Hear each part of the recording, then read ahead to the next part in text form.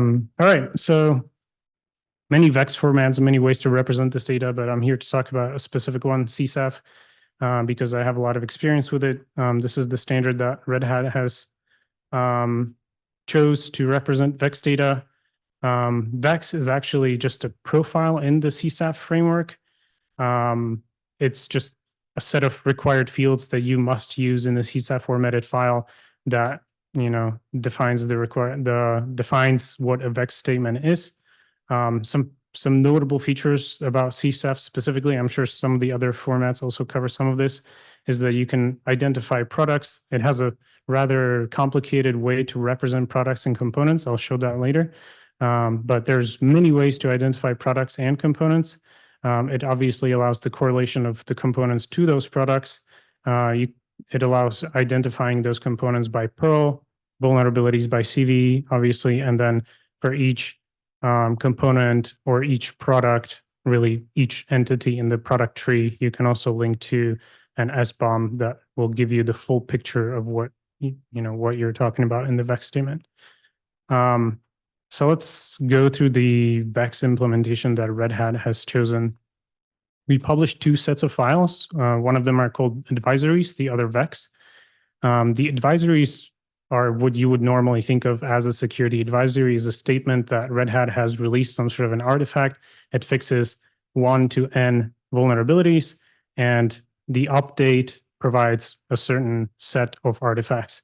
The VEX part of that comes into the statement of effectiveness of those individual components. So the components that were affected by a certain vulnerability are marked as being affected. Others may be marked as not affected. So if you're receiving an update to a product that consists of 150 containers, the advisory file will pinpoint that one component that was affected by the vulnerability and receive the fix.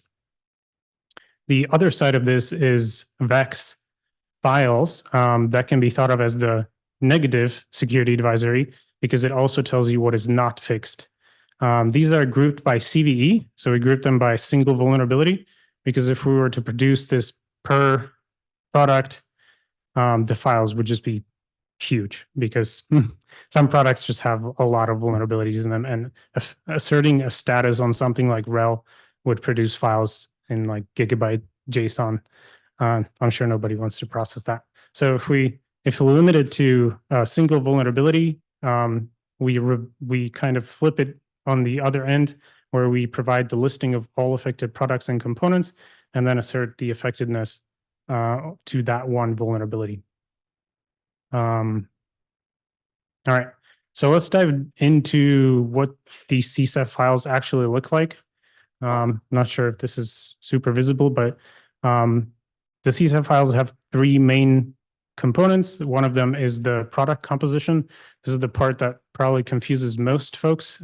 It's complex for a reason, because it allows for the representation of the complexities of shipping a product that consists of many components, which themselves have components, and is part of some sort of product family.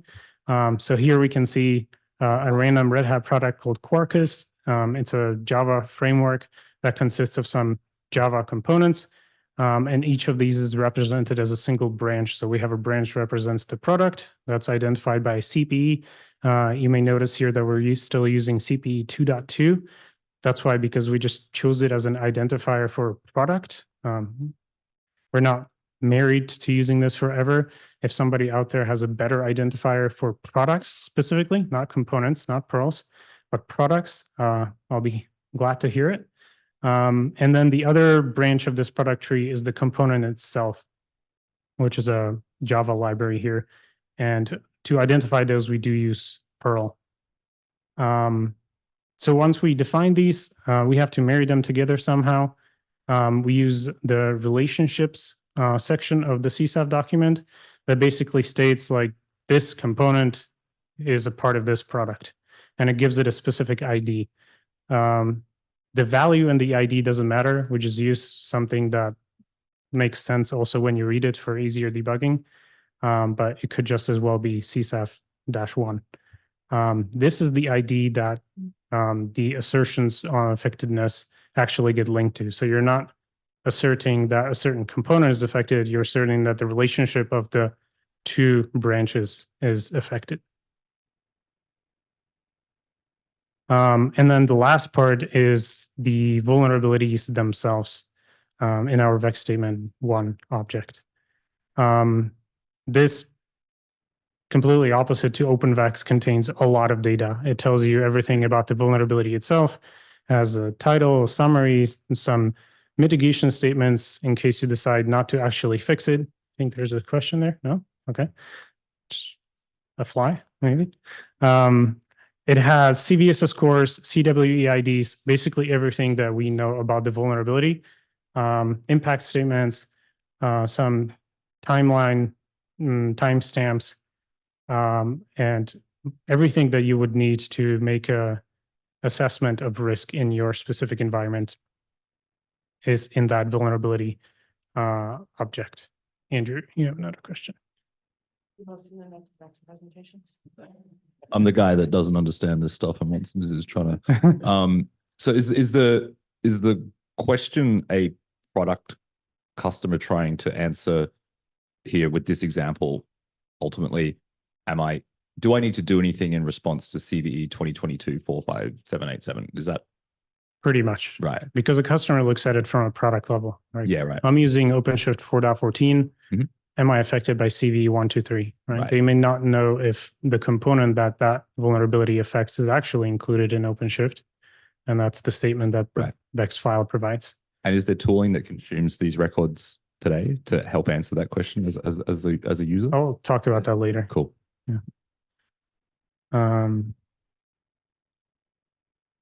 All right, and the most important probably part of the vulnerability object is the product status. So this is over here, you can see 8 statuses that the CSAF standard provides of what you can assert that the vulnerability, how it affects the identified component.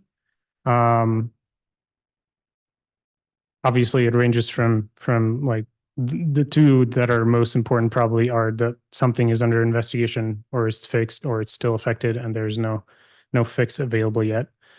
Each of these statements also comes with a textual description where you can provide stuff like target fix states. This was actually a conversation we had recently, and it was mentioned in the previous panel discussion that yes, even though you may not have the information of when something might be fixed, you might have a target, and it might be important to, for your customers to know that target just to reduce the number of support queries you get about everybody asking, when are you going to fix it? Because that comes up a lot. So once you have all this data, you have Vex statements that give you some sort of visibility in what's fixed, what's not fixed, and how it affects your infrastructure. It's important to know that you can correlate this with the SBOMs that are generated by that same vendor that give you a full listing of the stuff that makes up those products, because the Vex statements really just pinpoint individual components or individual products, but they don't provide a full view of this is everything you are getting when you're using product X. So the SBOM here is used for, to provide you manifest of the stuff that you're using, where it came from, and to provide you some license statements of, how is it licensed by the vendor that provided it to you. Whereas the Vex statements have more to do with your risk assessments. So they can be used in your vulnerability management processes or incident response, and they can inform you about the exploits that may affect your infrastructure. This is a complicated diagram, but I'll try to go through it. This is how Red Hat connects all of these documents together. So on the left side, you can see the Vex statements. Underneath are the CSAF advisories, and on the right side are the SBOM. And they're all interconnected by some sort of a shared identifier. So for products, we use CPEs. For components, it's Perls. And we try to have these formats interoperable so that any tool that is built on top of this data could hopefully use all three to give you some sort of a view into the infrastructure that affects that is affected by these vulnerabilities. We do have a program at Red Hat. It's called the Red Hat Vulnerability Scanner Exchange, where we approached a few security scanning vendors to get them to understand our data better, because it's just complex by nature, just by it being from a varied ecosystem of programming languages and frameworks.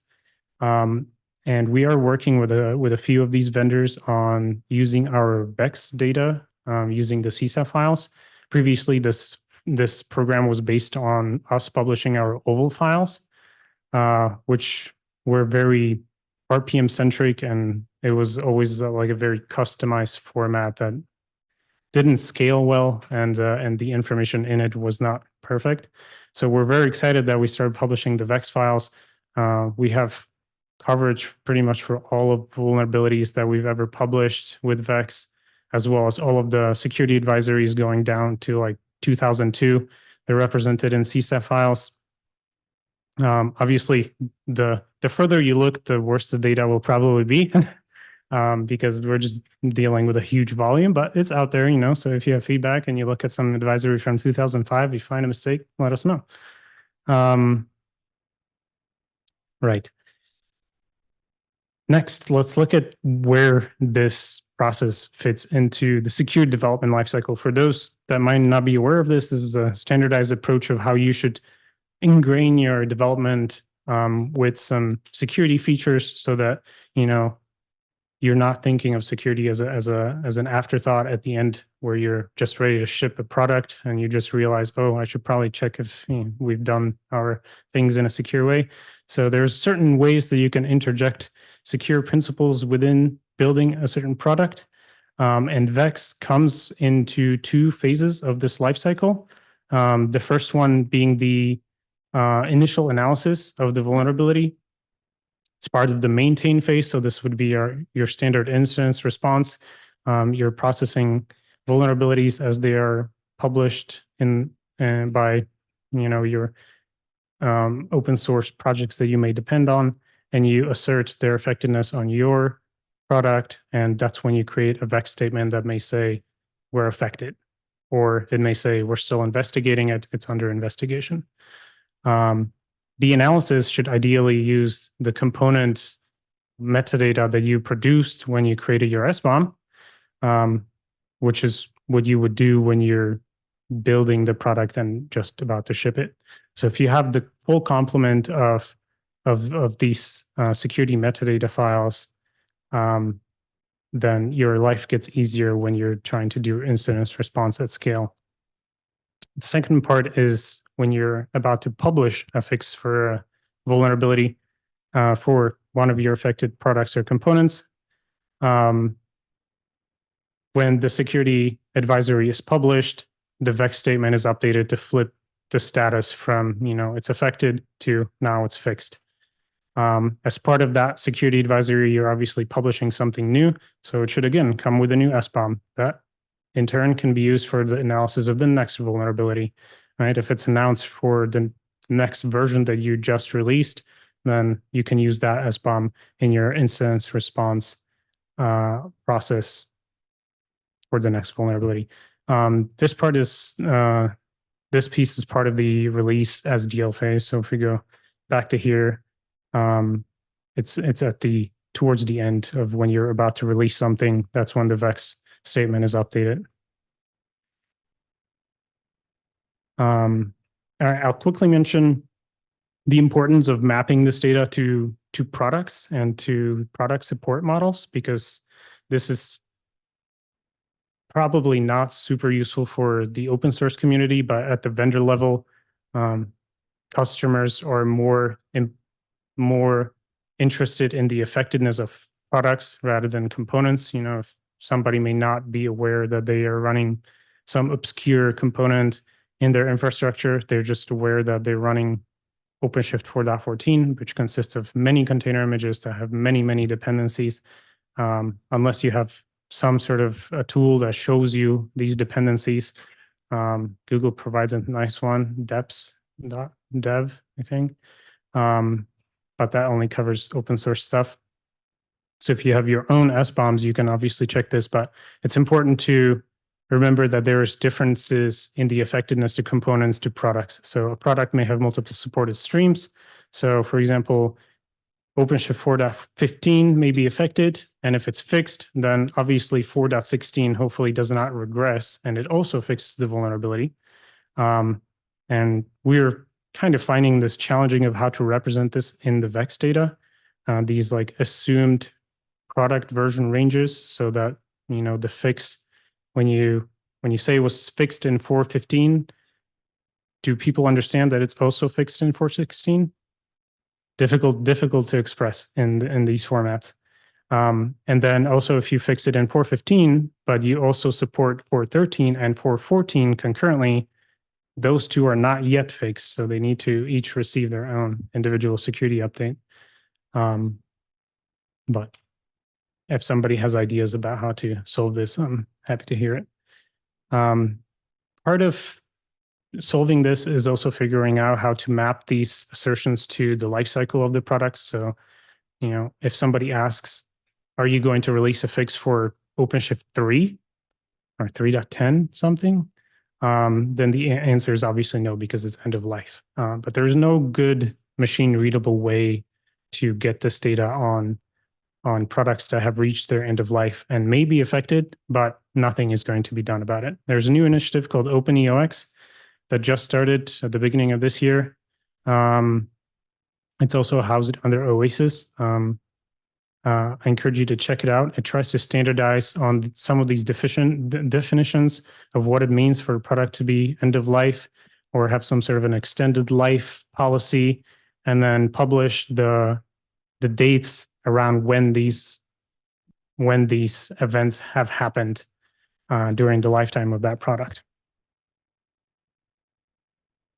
All right, and last up, my favorite slide is to talk about some of the challenges and improvements that we have encountered during this process. Here I'm looking for feedback and to hear from you of like, is this something that you're thinking of, or do you have a great solution that we haven't thought of? The first one is how to enforce the capture of the data at an organizational level, where you might have 15,000 developers that are coding up on products, and the Vex statement is created as part of the release of their product. So ideally, well, not ideally, but a product security team that operates across all of these products would know and would be able to update that Vex statement programmatically somehow. But that gets difficult when some release teams may decide to release something on the side or do it in a way that you don't expect. So ideally, all of this should be ingrained in the CI pipeline of the products and how they're built and released as a side effect that just happens automatically, so that the developers themselves don't have to think about this too hard and worry about it. But it gets difficult once you try to enforce this at a consistent level. The other problem is that we're seeing is some ambiguity in the security data standards. This is just an example that this is a Perl that I've seen minted by 2 different companies. They obviously identify the same thing, but they don't look exactly the same, which is a problem for tools because they cannot magically realize that Red Hat builds RHEL. Martin, we do have a question back here. Where's the question? Hi. Oh, Yeah. go. So in your typical the life cycle process that you showed, when you have a status of under an investigation in the beginning, have customers reached out to you asking when is the fix going to be available? All the time. So how do you handle that? And how, what is the process around customer support? I mean, that's very custom to every vendor. Most of the time you just say like, well, it'll be ready when it's ready. Well, you have easy customers. I should also preface this that I'm not a support person, so maybe I'm just completely lying here. I'll support that answer for you, Yeah. okay? Since I'm the senior director for that.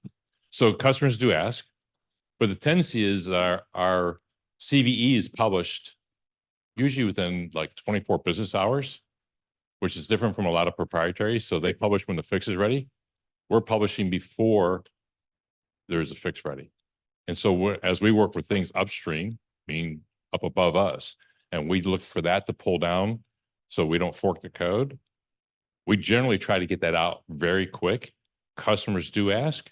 We do not give a specific timeline. We give a, yes, it's in the pipeline and it will be the next several releases or the next release, something along that timeline, because it's very, very hard to know sometimes what's going to be done upstream in time.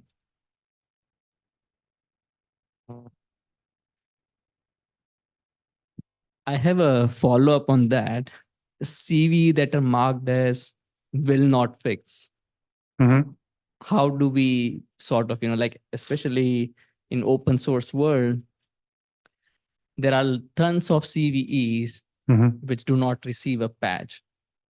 I think Red Hat is still better than most of the other distros out there. Mhm. But I get this question a lot from possibly every customer that I interact with. I'll let So- Pete answer because he's giddy up there. I didn't know I was going to join you today, Mark. We promise that we will fix all critical important severities that we score as that. Okay. So we address those. When we get to the will not fix, and that's generally in the moderate or in the low category. As a customer, you come back and ask us to review. And we actually talk to the engineering team. If you have a specific reason or what you're looking for, we will reconsider. But that's on a case-by-case basis. I think if you really look broadly at the ecosystem, now I'm going to step outside my Red Hat part, I'm on the CVE boards part. Okay, I think we need to rethink that categorization because there's a lot of environments, especially when you get into high-risk environments like financial services, telco, FedRAMP, where they need something that's more informational, because there's a lot of things that they'll look at and they'll say, well, that's a moderate, that's a low, you must fix all things.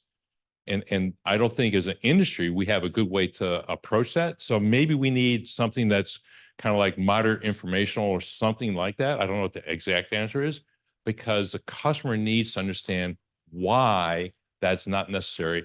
And the regular needs an answer that they can hang their hat on. And that's the problem we're running into with moderates and will not fix challenge. You hit a pretty narrow point. So you can understand we're really active on that one. Just the existence of a CVE ID does not mean that it needs to be fixed, right? It can like the vulnerability can affect a minuscule scenario that might affect one person in the world, but it is a vulnerability and it gets a CVE ID, but the majority of people probably shouldn't care. And it's very hard to actually express this in a way that's understood. And to add on to Pete and Martin's point, depending on the particulars and where that component or that product is in the life cycle, it may not be supported. And that's where commercial distributions, they make their revenue by providing support, and they only do that for a period of time. So sometimes when they state will not fix, that's a signal, and it also could translate to cannot fix, and you should figure out an alternate means, either upgrade to a new version or find an alternate component. Right. Mitigations and workarounds are also provided for a lot of vulnerabilities. So, if you must check that compliance check and you must remediate it without a code fix, mitigation statement provides that information. That brings a good point that Crow brought in there. First of all, if it comes up in the CISA KEV list, we fix regardless. Okay, so that takes a class them off. So the moderates that have that problem, all of a sudden, doesn't matter. We have run into problems upstream. Okay, and I can think of OpenSSH. Because something, it's not being supported upstream. If it's not being supported upstream, now we're into a different class. And so we suggest a way, but there's CVEs in dispute, which is another problem that's set there in dispute are still in the will not fix category.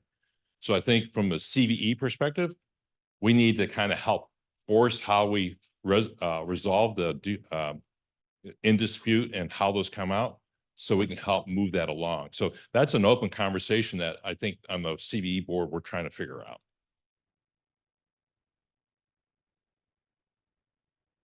other questions? Back to you. All right. Third one, last one, I promise, is expressing assumed effectiveness. This isn't, yeah, this kind of got mentioned already, but you know, if a vulnerability is published and it obviously does not affect you, do you really need to publish a Vex statement that says you're not affected? I would like to say no, but reality is different. And unfortunately, we do get these questions, and we're trying to tackle the problem of do we go and publish 300,000 Vex statements covering every single CV out there and just say, no, we're not affected. But I would love to hear everyone's thoughts on this, of how to cover the mostly tooling explicitly, like having explicit data for the tools to consume, because the tools otherwise will make their own determinations based on their assumptions. And they may show you like, oh, Red Hat does not know about the CVE. That means you might be potentially affected, but it doesn't specify that actually it affects Windows, not the Linux kernel. All right, that's all I got. Can do some questions now.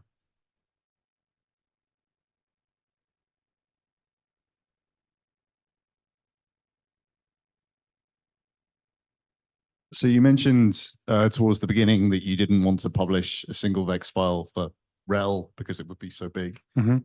If somebody's running, a full RHEL desktop image, for example, then they have thousands of components. And so then it sounds like the alternative is they need to go and download thousands of individual tiny Vex files. And it seems to me that that's worse. That's a harder thing to do than just download one big file. Is that, like, am I interpreting that correctly? That's what they would have to do, go and grab thousands of files? Yes, but ideally you could well, I can imagine a service that you ask like, hey, give me all the Vex files for RHEL, and it gives it to you, and it gives you the individual files in the like per vulnerability, and just like a small subset of the entire data set. Does that make sense? It does. Yeah. I don't understand why you wouldn't just provide that then. You just want it in a single big file. It's Well, I'm thinking about it, I guess you're looking at it from a world where the cost of retrieving that and throwing a chunk of it away is low, right? And if you're doing that on an hourly basis or something like that, then that's getting horribly wasteful to both serve, supply, and retrieve, right? So I like the idea of only having to grab what you need. mm-hmm.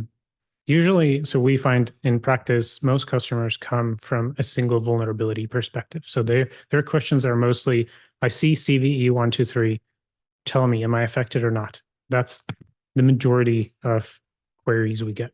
We don't get usually the questions of, I have RHEL, tell me everything.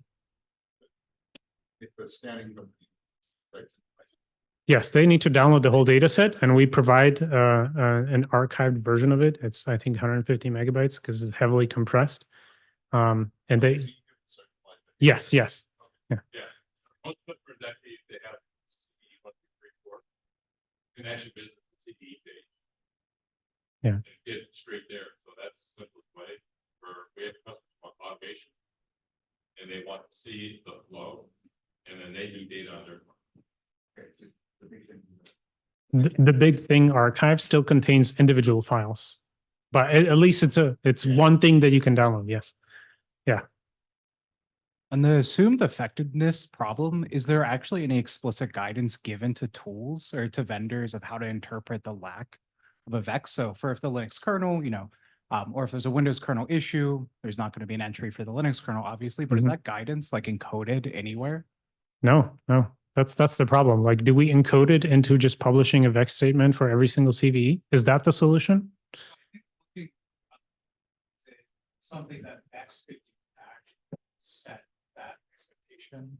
Or from like a standards level, because this is a problem that presumably everyone has to solve.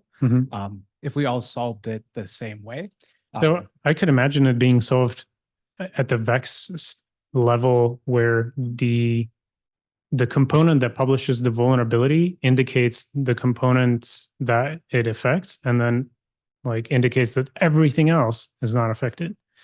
But then we need to also somehow express that in the vendor specific Vex files, right? Because that's the ones that our customers use. It reminds me of CVE5, right? Where you can Mhm. put the specific version ranges, but then also, presumed if not here, default Yeah, not yeah. impacted. I Yeah. wonder if there's scope to eventually include something like that, where Mhm.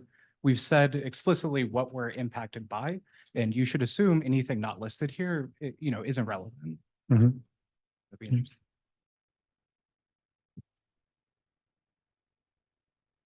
So, but I encountered similar problem as you mentioned out. Okay, what CVs do we publish information for?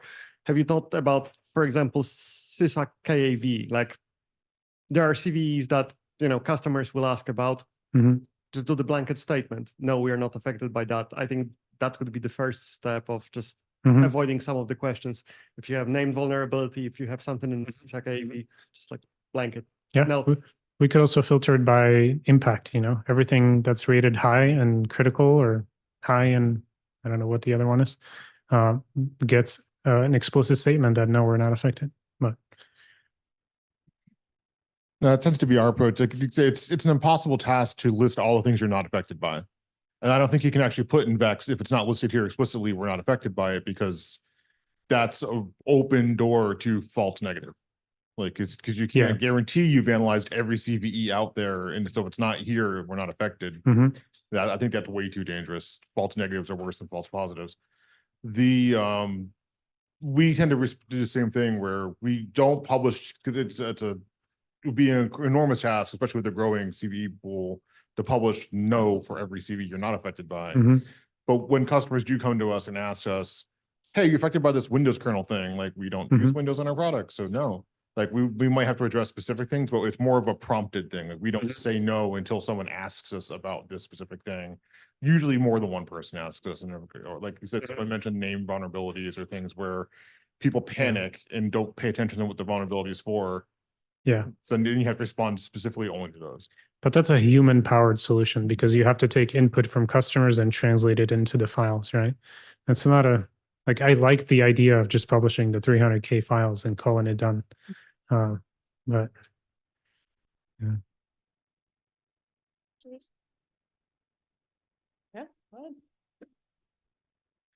Actually, two questions. First of all, what's your view on the difference between a product and a component? So a product is a collection of components, I guess. Does that answer? Okay. Yeah. Actually, I see it the same. Let's call it proponent. Because what we use as a component might be for those who provide a component their product. Yeah. Yeah. 1 to n components. Exactly, yeah. A second question. So in order to analyze whether a proponent, a product, is affected by a dependency CVE, we do a lot. You have to look into why is it affected or not, Mhm. and the end result is the Vex stating simply I'm affected or I'm not affected. Mhm. So the intermediate results you have obviously internally, are they reserved somehow? Is there any methodology to scale this up in a way that you have repeatable and maybe semi-automatable ways to analyze future vulnerabilities in the same way? And if so, couldn't those results not also be made public? Like saying, okay, this is affected, but in a different way than that, resulting in different CSS score or whatever. We do, some of it is preserved in the way you classify vulnerabilities. For example, if you mark them up with CWIDs, it tends to pinpoint trouble areas in certain products. So, if you assign the XSS cross-site scripting CWE for 50 vulnerabilities in one of your products and 0 in another product, then that kind of pinpoints to an area like, hey, maybe we should look at why this product has so many cross-site scripting flaws. So from that perspective, if you're doing your vulnerability analysis and classification correctly at every point, you can use that data set to help you in the future when you're looking at those same types of vulnerabilities. Was that your question? Partially, yes, thanks. But I'm also looking at the outcome because you're also part of the supply chain. So the consumer of your products might need to provide additional statements to their consumers or customers and so on. So another aspect to look into this is in what amount of, what's the real impact? Yeah. So rather than saying essentially, just not a factor. essentially sharing the notes from the vulnerability assessment phase done by our analysts, right? We try to encode as much of that into the standardized fields that you would find for the vulnerability, like the descriptions, the statements, the mitigations, and external references. Like we try to put that in there, but I don't think we have it in a structured way that you would be able to use it for specifically asserting effectiveness in a future scenario that looks the same. Pete also had some. Oh, sorry, go ahead. Internally, the defect tracking system manages all the conversations between the assorted engineers and managers. So that is or was available, and a lot of it that was not related to proof of concept or exploitability, how to exploit things that used to be published publicly. But at least from a vendor perspective, they would have all of that knowledge. So when they see a similar issue, they could go back and refer to, and it just depends on how that's on. Like with Bugzilla, almost all of that used to be made public. And I know you guys flipped over to Jira. Yeah. Yeah. So I don't know if Still you should have the public. same policy that way. Yeah. Give a little bit more to it because this is not a simple process or easy way for customers. It's a rare customer who does a full install. Okay. And customers do unique things and they do it for their environment. And most of us would encourage that a customer not put code out there they don't need. So there's a minimum install, there's a default install. And same if you use UBI, same problem sets.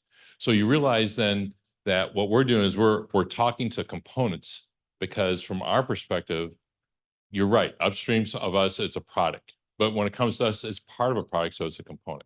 So we track everything by the component because we have to track, and a component can hit many different products and deployment schemes or versions. Okay, if you just think RHEL, and we're up to RHEL 8.10, every number in between 8 and 8.10 was used. Okay, and I still have 9.2 and 9.4 coming out, and I still supporting 7.9. Realize now where my components can be. So a customer wants to know that to the detail and then to the level of install. And we support for 10 years. So this is our challenge that we're faced with. When we publish it, we actually publish it underneath the OASIS standard for CSAF. Realizing that Vex has 2 different delivery formats, okay, which are competing, which have everything. And the issue we have for Vex is a dynamic file. And now we're trying to go to what is the SBOM for a static file and realize we have the same problem all over again. We're hoping at some point in the future, and kind of why Martin's asked some of the questions, if you have ideas, is how do we match that? And then how does a customer look at it? Like if I'm over here looking at Lisa and what she's doing with Microsoft, I'm like, how do we make it similar so the customer can have one consumption system without needing to have some interpreter guy in between? So they see us as the authority. And the same with Intel or the rest of you, okay? So this is the challenge we're looking at, and we're going, how do you help us out with this? You know, we jumped out kind of early and we're learning this. And I can tell you, we're still learning this. So we're sharing what we've learned, but we're looking for if anyone's got shortcuts to help us out. Because this is not a simple one. I don't know if that came close to answering all your questions, but we're trying. I figured you might be, and that's why you're asking for the details. And it's like, hey, we're swimming. Mike, can you hand it to Mike? Yeah, thanks. To me, the Vex thing really in simple words would merge into CVSS. So I would not have, in simple terms, I would not have a need for additional work specification if I simply say, okay, if the CVSS score is 0 because for this and that reason, then I'm not affected. If it's bigger than 0, then I am affected, and I have the additional benefit that I don't want to enforce everyone to do a complete assessment of all CVEs for all products. So by default, the graph, the dependency graph is empty with vulnerability information. But whenever you look into assessment, you do the work assessing how does a particular vulnerability affect my product or component. And then this next level or this information can be used by the next level downstream to say, okay, I have a more accurate information than what I was provided by the root cause description. Even if it doesn't exist, I still inherit it from there. And to me, the Vex is simple affected or not affected.